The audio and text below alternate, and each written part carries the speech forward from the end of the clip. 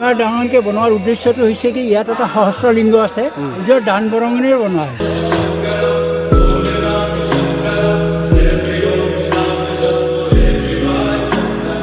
নমস্কাৰ সকলোকে, আকৌ এটা নতুন বিশেষ ভিডিঅ'লৈ আপোনালোকক স্বাগতম জনাইছোঁ।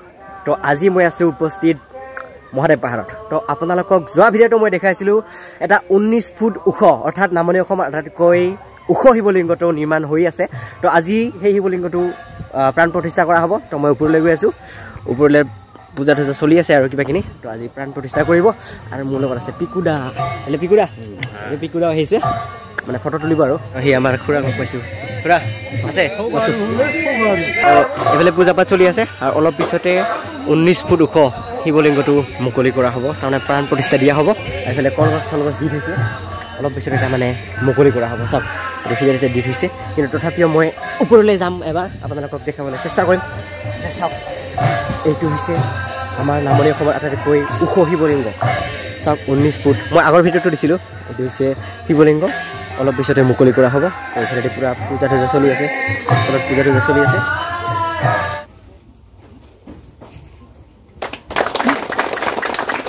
পচন্দ কৰাৰ আগতে মানে মুকলি কৰাৰ আগতে এইদৰে 5 পাক ঘূৰিব। 5 পাক ঘূৰাৰ পিছতহে মুকলি কৰি দিব। এই কৰি দিয়াৰ পিছতে আপোনালোকে যাব পাৰিব 19 ফুট ওখ শিৱলিংগ। এইদৰে মুকলি হ'বলৈ গৈ আছে।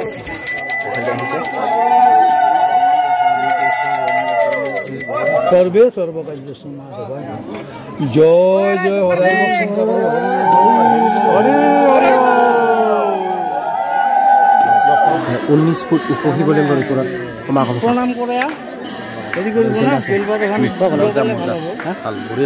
ইমান ওপৰত এতিয়া গাখীৰ ঢালি আছে, ফটো মাৰি আছে আমাৰ পিকুদা।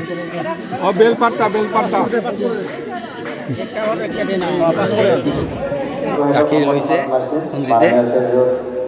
সঞ্জিত আমাৰ মাজত উপস্থিত ভালকে অলপ মানে মাননীয় অনিল ৰায় আৰু তেখেতক সম্বৰ্ধনা জনাব মিলন ৰায়। শিৱলিংগৰ গাখীৰ ঢালিম মহম্মদীয় সম্পাদক মিলন ৰায়। এইবাৰ সম্বৰ্ধনা জনা হ'ব হিতেশ বৰ্মন। এতিয়া গাখীৰ ঢালা হৈ গ'ল। গাখীৰ ঢালি দিছোঁ শিৱলিংগত। এইফালে ঢালি আছে, তাৰমানে চবে ঢালি আছে। এতিয়া গাখীৰ ঢালা হৈ গ'ল। এইফালে কিছুমানে ঢালি আছে মানুহ আছে। এতিয়া আমি তললৈ আহিলোঁ।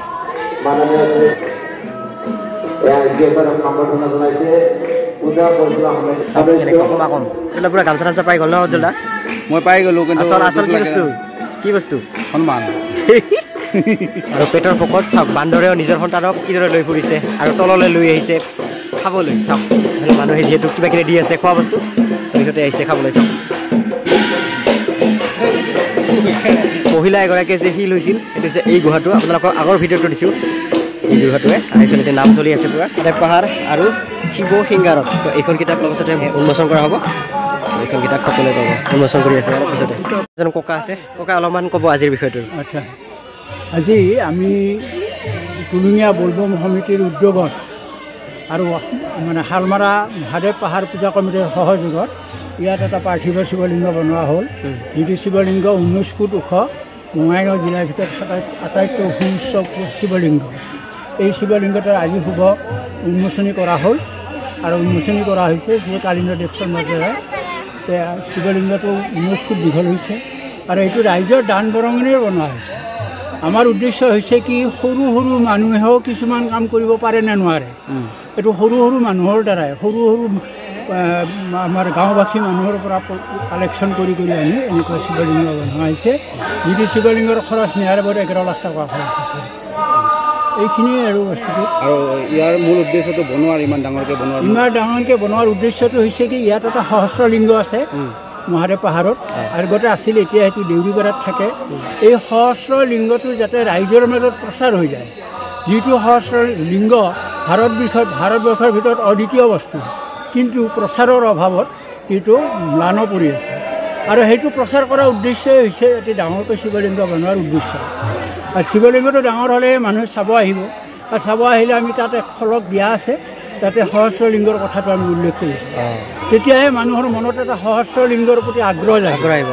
সেই আগ্ৰহটোৰ দ্বাৰাই তেওঁলোকে তাত চাব যাব আৰু তেতিয়া এই সহস্ৰলিংগটো লাহে লাহে প্ৰচাৰ হৈ যাব সেইটোৱে উদ্দেশ্য ইয়াৰ আৰু আজিতো মুকলি হ'ল ককা তো কালি প্ৰথম সোমবাৰ শাওণ মাহৰ কালিৰ পৰা ভক্তসকলে পাৰিব আজি আমি হেণ্ডঅভাৰ কৰি দিম সহস্ৰ আমাৰ এই শিৱলিংগটো পূজা কমিটিক আমি হেণ্ডঅভাৰ কৰি দিম আজি আচ্ছা ঠিক আছে ধন্যবাদ ককা আৰু ককাৰ মুখেৰে সকলো কথা শুনিলে শিৱলিংগটোৰ বিষয় আৰু পাহাৰখনৰ বিষয়ে অলপমান কৈ দিলে ককাৰ মুখেৰে আপোনালোকে শুনাই পালে মই আগৰ ভিডিঅ'টো সকলোখিনি কৈছোঁ আজি বেছিকৈ নকওঁ আৰু এতিয়া গৈ আছোঁ তললৈ তো এতিয়া ঘৰলৈ যাম আৰু বেছি দেৰি নকৰোঁ আৰু আজি দিন গোটেইকৈ চলি থাকিব চলি আছে পূজা পাতল আৰু মুকলি হৈ গ'ল 19 ফুট শিৱলিংগ হৈ গ'ল 1:24 দুপৰীয়া হৈ গ'ল 1:24 তথাপিও মানুহৰ সমাগম চাওক মানুহৰ সমাগম এতিয়াও কমা নাই এইফালে খোৱা লোৱাৰ ব্যৱস্থা কৰিছে খিচিৰি চাওক এইটো খাই বৈ ঘৰলৈ যাম তাৰমানে পিকুৰে পূৰা খাই আছে এনেকুৱা বঢ়িয়া না টেষ্ট আছে বঢ়িয়া আৰু খোৱা বোৱা কৰি এতিয়া ঘৰলৈ যাম বাৰু আৰু উজ্জ্বল দাহঁতে ঘৰলৈ গ'ল আৰু এতিয়া ময়ো যাম আৰু এইখন কিতাপ